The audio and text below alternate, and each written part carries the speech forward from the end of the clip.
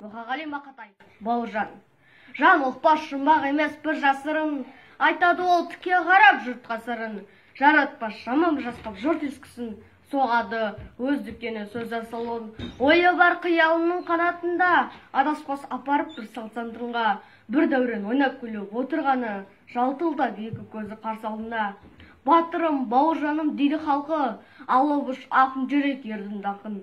Келешек келе жатыр, келемін деп, тік басып туған жерде жүрген қалпын.